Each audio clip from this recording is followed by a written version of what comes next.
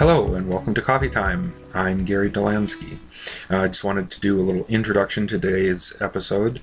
My friend Cathy, I brought her in to interview her about her reading experiences throughout the years. She was raised during the 1950s and came into adulthood in the late 1960s, so she was kind of an inspirational figure in my life, and I just wanted to kind of find out and what really drives her to read. So here we are at Coffee Time. We're going to talk to my friend Cathy, who is an avid reader, and some of her reading experiences throughout the different decades. And so here we go with what do you remember most about your early reading period, maybe with your family? Books were always a part of our home. There were always books around. I was being read. Books were being read to me. First that I can really remember was a set of Beatrix Potter books, Peter Rabbit and all the other lesser-known ones. Loved those. Winnie the Pooh by A.A. Milne, way before Walt Disney, by the way. And so the original drawings were what struck me. And then as I started to be able to read myself, I loved the way that he would use capital letters for emphasis, like some self-important people like Rabbit or Owl talking would have capital letters, and I loved his books. Yeah, I can remember who as the Disney. I don't know if I actually went out to see it in the theaters. I'm not sure when the movie actually came out. Yeah, over the years I've had access to Winnie the Pooh, and it's always, I have a copy of the first book. I haven't read any of it. And the illustrations, like you were saying, were really nice. So do you remember what one of the first books you ever read by yourself? Well, I remember when I was in second grade. It was a grade school up to grade 6, and once a week we went to the library, the school library, and we could take out 2 books. Now, I loved the picture books, like Dr. Seuss and Wonderful Things, but I could read those really quickly, and then I would have nothing to read the rest of the week. So I was up to the 6th grade books, just the word books, because it would give me something to read all week. As a matter of fact, one of the most dreaded punishments of my childhood would be I would be forbidden to read for X number of hours, and that was torturous.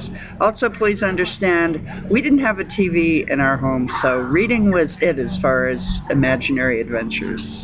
So yeah, that's an amazing thing an interesting thing you just said, because I remember buying a copy of The Merchant of Venice at Walmart, and I didn't have a lot of money, and I went away thinking, because it was extremely affordable and within my budget at the time, and I remember going away thinking, wow, that's nice to have a form of entertainment that you don't need, that you can actually, So I mean, it's like the poor man's movies, basically. Almost like, well, that's what Shakespeare really wrote for, was the popular culture. Yeah. Well, not the poor man's movies. I take exception to that. Years back when Jurassic Park was just in the movies, we seldom went to the theater, but we made an exception. That was the special effects were new, and it was exciting, and it was wonderful to see. And we went to see it as a family, and I was so proud of my youngest daughter because she said she liked it, but she liked the book better. And I thought that was a very important lesson to learn, because books and movies are different, very different. A movie you look at from the outside, you're looking at it, but a book can bring you right into the mind of the protagonist, or all the characters, and one does not substitute for another.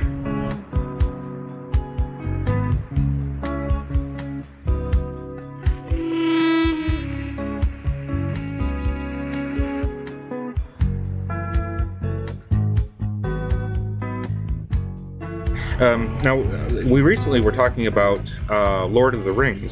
Ah, yes. You said something about when you went out on the street, like Literally everybody was... I remember that was the summer of 1967, and I was in high school living in California, east of San Francisco, and Lord of the Rings had just hit big time, at least out there. And you could not walk around for any length of time without seeing at least one person carrying at least one of the books.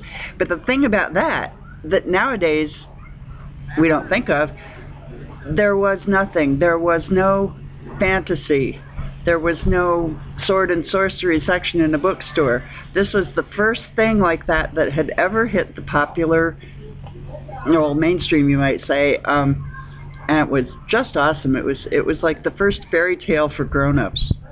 It was wonderful, and now, to read it now, it seems like kind of cliched, but we have to remember that that's what started the cliches. Yeah. Yeah. Yeah, it was a lot like Shakespeare. You know, a lot of our language, our slang comes from his, from Shakespeare, basically. Mm-hmm. Different phrases. King James Bible too is good for a lot of phrases that hit us. What about science fiction, like Heinlein, Bradbury? I just did an episode on Ray Bradbury, and you know, after he passed away, I started to really look into his background a little bit. What are your favorite Bradbury books? Well, Fahrenheit 451, of course, has to be. That just, you know. Yeah. But I think I read more of Isaac Asimov and Robert Heinlein. And when I say more of, I mean everything I could get my hands on. I would just, because it started with Mother Goose and Grimm's fairy tale type things when I was growing up, and I just loved the fantastical world of something beyond my normal reality. So when I hit science fiction, it was just, I could not get enough. And to this day, good books. There's one I dearly wish I could remember the author or the name of the book, but it impressed me so much. It was science fiction set in the future in some different world, and the protagonist was a public investigator, and it was kind of a mystery, and it was a fun story and a fun setting. But right near the end of the book, it came out that the protagonist that I'd been reading along with the whole book was female.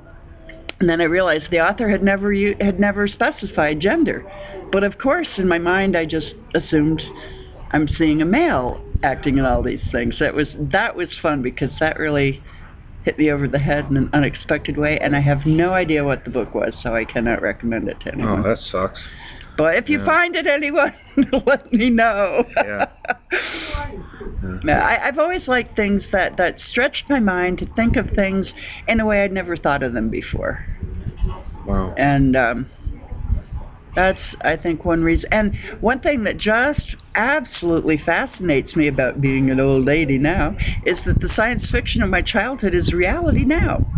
I mean, the early flip phone cell phones were consciously designed on the original Star Trek communicators, and that was such an amazing thing. But who doesn't have a cell phone now? Just somebody who chooses not to, not somebody who is not able to.